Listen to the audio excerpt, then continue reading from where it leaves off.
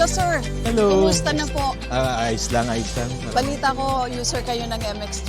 Oo, actually, matagal na kaming umiinom nito kahit sa Dubai pa kami, sa Middle East. Kumusta, sir, yung pagiging engineer mo rito sa Glasgow? Minsan challenging kasi puro Scottish ang mga nandito, tapos minsan pupunta kami kung saan-saan. So, minsan may struggle pero na ano naman, kasi Pilipino naman. So, Mas nakaka-cope magaling ang naman. Pinoy. Oo, syempre Pilipino. Yeah. So how long have you been using the brand? In Dubai, almost every day, ginagamit ko siya. Ang nangyari is, nung napunta kami dito sa Scotland, wala na ako masyadong mabilan. Kaya nung nakita ko siya ngayon, pumunta ako para kumuha ulit na miss ko.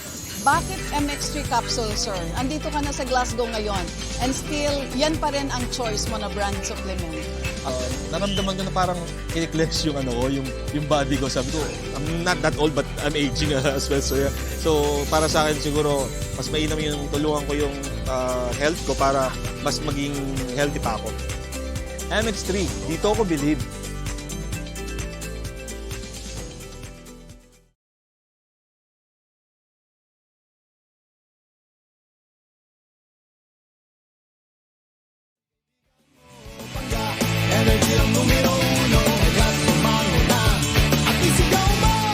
Same, pero iba.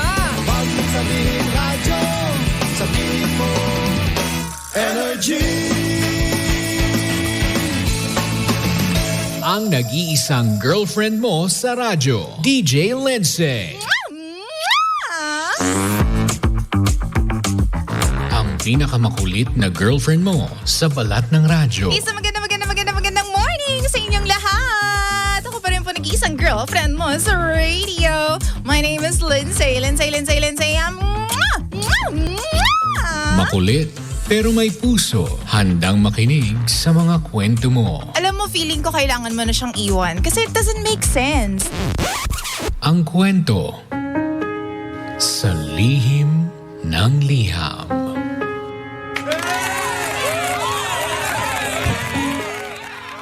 Mahal kong Lindsay. Tawagin niyo na lamang po ako sa pangalang Stephanie. Gusto ko lang pong ikwento ang love life ko. At the same time, gusto ko na rin po sanang humingi ng advice sa lahat po ng mga babaeng nakikinig sa atin.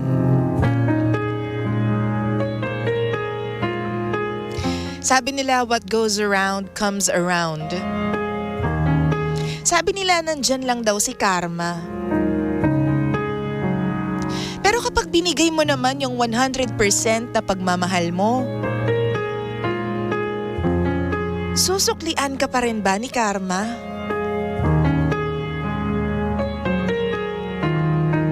DJ Lindsay, nagkakilala kami ng boyfriend ko ngayon sa isang party ng kaibigan namin noon. That time, meron siyang girlfriend na kasama. Kilala ko lang siya pero never kaming nagkausap, nagka-chat. Pero after nung makailang buwan, bigla na lang niya akong inad sa Facebook. At doon na nag-start yung mga usapan namin at saka yung mga tawagan. Alam mo, pinipigilan ko yung sarili ko sa kanya kasi alam ko na meron siyang karelasyon nung time na yun. Tinanong ko pa nga siya eh. Sabi ko, bakit ka ba chat ng chat sa akin? Alam ba to ng girlfriend mo? Pero ang sagot niya is, nagkakalabuan na raw sila. Pero sabi ko talaga sa kanya, make sure na single ka ha, bago ka makipag-chat sa akin. Ayoko ng gulo. Babae rin ako. Alam ko yung pakiramdam ng may chinachat ng iba, yung boyfriend ko. Then after a few weeks, DJ Lindsay, nag-chat ulit. Tinanong niya sa akin kung pwede na raw bang makipag-usap sa akin dahil single na siya. Doon na po nagsimula ang lahat. Maya't maya na chat, tawagan, video call. Tapos madalas pa kaming magkita. In short, naging kami na officially, TJ Lindsay. Few months after, meron kaming pinuntahan na party together. Di syempre, dahil marami kaming common friends, usap-usapan doon yung tungkol sa paghihiwalay nila nung dati niyang girlfriend. Alam mo, nalaman ko na nakipag-break pala yung boyfriend ko dahil sa akin.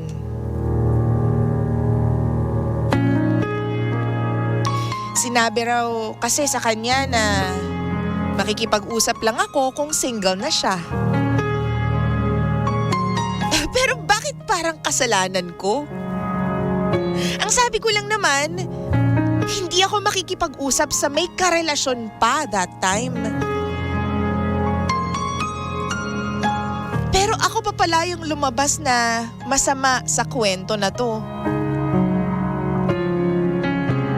Kaya sabi sa akin ng mga kaibigan ko, dapat daw akong mag-ingat. Kasi baka mamaya gawin din sa akin yung ginawa doon sa ex niya. Fast forward, after our second anniversary, ayun na nga. DJ Lindsay, nalaman ko na may iba palang kinikita ang boyfriend ko. Ibang babae. May bago na pala siyang apple of the eye. Nung kinompronta ko siya about this, ang sabi niya sa akin, bakit daw parang gulat na gulat ako? Eh, nagawa na raw niya before. Hindi ko raw ba naaalala? Yung ex niya. Yan din daw yung ginawa sa akin. Alam mo, tama nga talaga yung mga kaibigan ko eh. Tama sila tungkol dito sa boyfriend ko. Pero simula pa noon, alam ko sa sarili ko na wala naman akong naging kasalanan. Wala ba talaga? O baka may kasalanan din talaga ako? Hindi ko lang maamin. Siguro hindi ko alam na meron nga akong kasalanan kaya nararanasan ko to. Kaya ako nakakarma. Ikaw po ba, DJ Lindsay, 10 ng mga nakikinig sa Energy FM? Naniniwala ba kayo na what goes around comes around?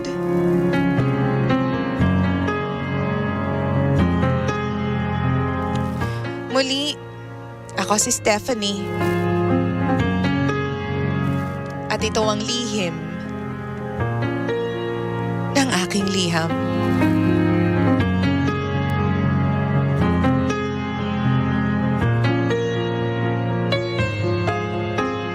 Lihim ng liham.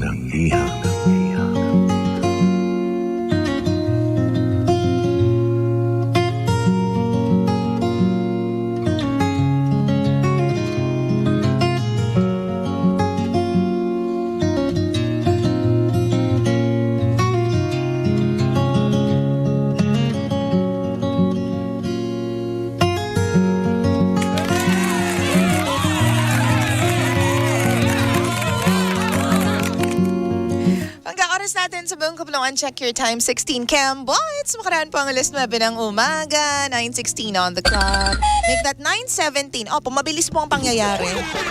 Oo, nadagdagan po agad. Ganun po talaga. Oo, ito po ang nag-iisang girlfriend mo sa radio. My name is Lindsay. At ikaw pa rin po ay nakikinig sa istasyong same pero iba. Pagka we are number 1. 06.7 Energy FM. Pagka wag mo sabihin radyo. Sabihin mo ay nako, what goes around comes around. Naniniwala ka ba dyan? Meron nga bang kasalanan si Stephanie na hindi niya napansin, hindi niya alam, hindi siya aware of? Wow! Kaya feeling niya nakakarma siya dito sa lalaking ito. O baka naman, baka yung lalaki yung malandi talaga.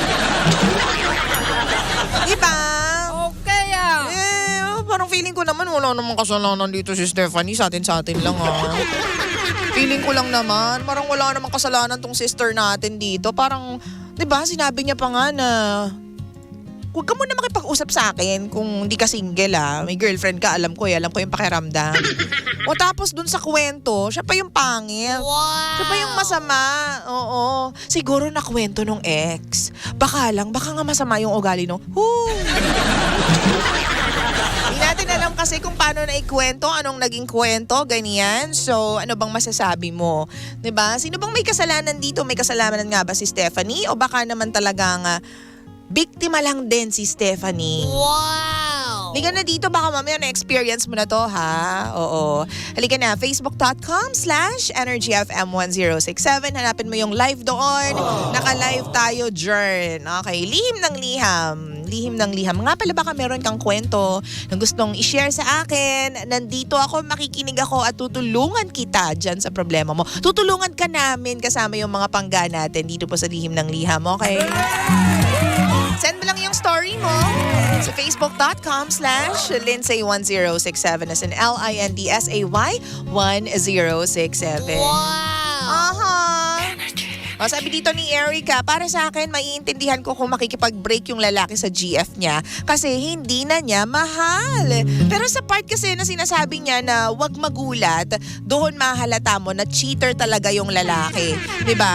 Oo. Sinasabi niya na nagkakalabuan sila ng girlfriend nila nung sila pa tapos wala siyang balak magbago sa ganong ginawa niya. Hindi siya seryoso sa'yo, girl. Hindi ka mahal. Tumagal lang kayo pero hindi ka niya talaga mahal. Naging instrument ka lang. Grabe naman. Sabi naman ni Diane, let him go and let yourself and love yourself sa may... Kasi meron ka pang makikilala na better kaysa sa kanya. Always pray lang po, makakaya mo nang wala siya. Huwag mo i-tolerate kung yung taong niloloko ka, girl. Wow! Sabi naman ni Baba, yan ang tinatawag na karma, ate. So, na-feel mo na yung na-feel ni ex dati. Payo ko sa'yo, iwan mo na yan, hindi worth it. Yung lalaki na yan. Sabi naman dito, ni AF. Uy, AF. I think may kasalanan ka talaga. I think yes, kasi gave him an opening. Dapat yung sinabi mo is masama yung ganun na makipag-flirt sa iba habang may girlfriend. Na dapat bigyan naman niya ng respeto yung girlfriend niya at yung relationship nila. 'Di ba? Ayun nung ginawa, 'di ba? Ayun nung ginawa niyo yung single sarili niya. Sinalo mo naman agad. Naway maging lesson na yan para sa iyo next time na mag-ingat ka sa mga susunod na papasuking relasyon mo. I got you, girl. Sabi ni AF kasi kung hindi mo siya binigyan ng parang kahit pa 10% na pag-asa na posible kayo to be together. Kasi by saying na, alam mo yon na tipong makipag-usap ka na lang sa akin kapag single ka na, parang you gave him possibility, di ba? Chance, di ba? Na kahit 10% or 20% lang, pwedeng maging tayo, basta single ka na. Wow! In a relationship si Kuya mong boy noon. So, binrake niya yung jowa niya. Kumbaga, pag binigyan mo siya ng kahit konting crack on the wall, di ba, papasukin niya yun, di ba? Igagrab niya yung opportunity to be with you. Kasi ikaw yung gusto niya nung time na yun eh. Di ba? So para dito kay AF, yun nga, binigyan mo siya ng chance, binigyan mo siya ng opening. Dapat ang sinabi mo daw is masama yung gano'n na nakikipag-flirt ka sa iba habang may girlfriend ka. Oh, so kahit siguro dapat hindi mo siya bibigyan ng, or kahit sino man yung mga babae na nasa ganyang sitwasyon, huwag kayong magbibigay ng even the slightest possibility or chance or hope na maaari na po pwede. Kasi alam niyong may girlfriend yung tao. Pwede naman, wow! Oo. Palakpakan natin, AF. Galing-galing mo dyan sa part na yan. Kasi sabi ko anong binabasa ko, parang may mali eh. Pero parang wala naman. Pero parang meron, ang gulo, di ba? Ewan ko ba? Ay nako. So, basa po tayo ng mga comments natin. Facebook.com/EnergyFM1067. Hanapin niyo po yung live. Hanapin niyo po ako. Nasaan ako? Anong kulay ng damit ko? Sabi ni Maynard. Good morning, DJ Lindsay. Listening here at work. Shoutout sa accounting team namin. Hello sa inyo dyan, Maynard Bedua. Hindi niya kasalanan. Nagkataon lang na tinanggap niya yung guy kahit malaman niya yung ginawa nito. Wow! Para kay Maynard, wala kang kasalanan, girl. Okay, para naman dito kay Ate Yoli, babaero talaga yung lalaki. Yun na yun. Galit na galit. No?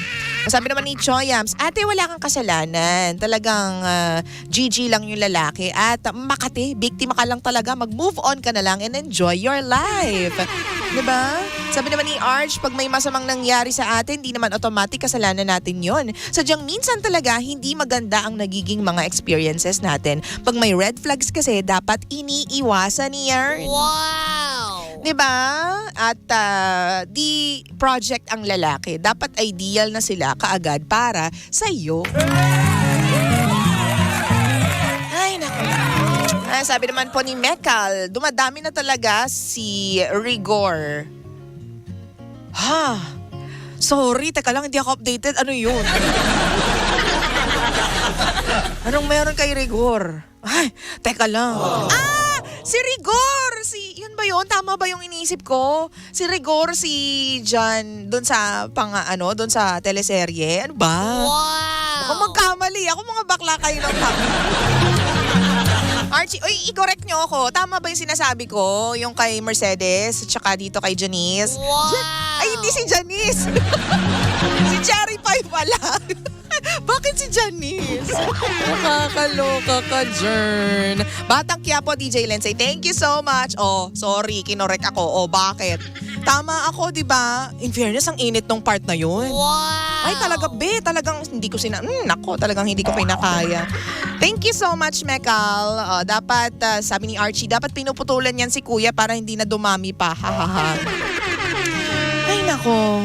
Sabi ni RJ, good morning DJ Lindsay. Parang nag-iiba na ang boses mo sa radyo. Kasalanan po ni Baby Toby yan. Sabi nga sabi sa inyo napakasama niya si Toby Oh, nakatingin ka dyan. Di ka kasi mag-ingat dyan Kita mong dadalawa tayong magkasama pag umaga. Ikaw talaga, oo, parang takang-taka ka.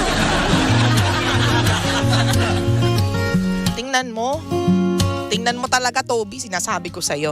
O, di ba? Alam mo, ito para sa lahat po ng mga nakikinig sa atin. Sabi nila, para safe ka sa mga gagawin mo at para mailayo mo yung sarili mo sa mga masasamang tao, sa mga masasamang sitwasyon, dapat ma-master natin o di kaya naman dapat may alam ka, aware ka sa mga tao na medyo saliwa ang ano tawag dito? Wait lang ha. I'm trying to get the right words. Yung dapat alam mo kung masama ang pakay sa'yo ng mga tao. Dapat daw magaling tayo sa mga ganyang radar. Dapat matalim ang radar natin at talaga naman pong perfect ang radar natin as to entertaining yung mga taong may pakay sa atin. Wow! 'Di ba? Kasi minsan, kapag hindi natin agad na sasabi o hindi natin, 'di ba, na-detect agad ng radar natin kung ay may masamang balak ba tong tao na to sa akin. Ang tendency is nagagamit tayo, 'di ba? Napapahamak tayo kasi nagiging involved tayo sa kanila Parang sa relasyon din. Hindi mo agad nakita yung possibility kung ano bang tunay na pakay sa'yo ng lalaki na to. Kaya, winelcome mo siya sa buhay mo. Tinanggap mo siya sa buhay mo. Naging kayo pa nga Nagmahalan nga kayo, di umano. Di ko alam kung minahal ka ba talaga niya o ginamit ka lang talaga niya. So, dapat, una pa lang, makikita mo talaga at talagang gumagana yung radar mo. Hindi lang sa napapasaya niya tayo, hindi lang dahil sa, ginagawa niya itong mga bagay na to para sa akin. Pero, sa kabila ng mga yon, diba, sa kabila ng mga yon, ano ba ang pakay nito sa akin? Malalaman mo yon by looking back sa mga naging history niya. Ano ba yung mga naging experiences niya before? Ano bang klaseng tao siya? Diba? Kasi madali tayong maloko kapag tiningnan lang natin yung plain na pinapakita sa atin, diba? O, lagi tayong mini-message, lagi tayong tinatawagan, lagi tayong ina-update, ganyan, ang bait-bait, lagi nagre-reply sa atin. Pero sa likod nun, nung lahat ng mga desirable, characteristics ng taong yan, anong meron sa kanya? Sino siya sa likod nun? So dapat yun yung matutunan natin, yung pagganahin yung radar natin dun sa mga taong may pakay sa atin. Bago natin i-involve yung sarili natin sa kanila, bago tayo mag-dive in ng tuluyan with this guy sa isang relationship. 'Di ba? Yun talaga yun. Sabi pa dito ni Alan Ignacio, girls, lagi niyong tandaan ang 3-month rule in life para maiwasan yung magkamali. Oo, make sure na 3 months na siyang single, hindi yung kaka-break pa lang, gino-jowa mo na, di na babakante si kuya. Okay Diba? O yun na nga. So, okay din yun, yung 3-month rule. Doon mo malalaman kasi baka mamaya pang tapal ka lang, di ba? Baka mamaya ginagawa ka lang collection, be. Wow! Pero nangyari na yun. Ako, naniniwala talaga ako dun sa tanong mo, di ba? Dun sa tinatanong mo na what goes around comes around. I truly believe in that. Pero wag mo naman gawing masama lagi yung sarili mo. Biktima ka lang din. Siguro nagkamali ka, may pagkakamali ka, pero hindi naman tayo laging aware sa mga pagkakamali natin eh. 'Di ba? So pwede naman mag-sorry, pero sa susunod na relasyon mo, to make up dun sa pagkakamali na yon, dapat wag mo nang ulitin yon. Do better this time. Diba? As to that guy na talagang tinrick ka lang into falling in love with him, tas wala naman palang long-term na goal para sa inyong dalawa. Diba? Apple of the eye ka lang nung time na yun. Wow! Let go mo na, be. Oo, he's not worth it. 'Di ba? Hindi siya yung tipong pag-aaksayan mo ng panahon para iyakan gabi-gabi, be. Hindi na. Oo, hindi na. Yaan mo na 'yon. Kumbaga, nagkamali ako sa lalaking 'to. Okay? Okay, fine. On to the next. Thank you, next. Lakas baka Ariana Grande. 'Di ba? Okay na yan. At least, alam mo, nagkamali ka. Kung nakasakit ka man ng babae and then you feel like saying sorry sa kanya dahil sa nangyari. Kung feeling mo talaga nagigilty ka, then say sorry. Di naman magiging kabawasan ng pagkatao mo yun eh. 'Di ba? Mag-sorry ka kung feel mo gusto mo mag-sorry sa kanya, go. 'Di ba? Pero sa susunod na relasyon mo, do better, be better. 'Di ba? And para sa sarili mo din, i-up mo yung walls mo muna. Hindi may mag-message lang sa'yo, reply ka agad. Actually, the act of replying fast dun sa guy na yon sends a message to him na, interesado sa akin to. Totoo yan ha. Sa mga nakikinig pong babae sa atin, kapag mabilis kang mag-reply dun sa lalaki, yung tipong wala pang ilang segundo, nag-reply ka na, parang kamag-anak mo siya. Ibig sabihin, interesado ka sa kanya. Diba kahit hindi pa kayo nagkikita talaga yung eye to eye, yung tipong kilala mo lang siya dahil kaibigan siya ng mga kaibigan mo, it sends the message na, uy, open ako to talk to you. Oo, na posible tayo to be, a thing, diba? Wow! So, hinay-hinay lang din sa pagre-reply. Huwag masyadong excited, be. Oo, kilalanin mo muna yung lalaki bago ka mag-engage sa kanya, bago ka, alam mo yun, makipag-usap sa kanya, bago ka be serious with him, o kilalanin mo muna. Okay? Okay naman tayo dyan. Thank you very much, ha? And Stephanie, we wish you well. Sana maging okay ka na sa mga susunod na araw pa. And again, move on. Hindi siya kawalan. Maganda ka. Go mo na yan. On to the next ka na dyan sa part na yan. Diba? Pabayaan mo na ma-realize niya, kung sakali man na may ganun siyang thing sa isip niya, na ma-realize niya kung anong precious jewel na tao ka. Diba? Na babae ka. Someday, marirealize na rin lahat. Someday, you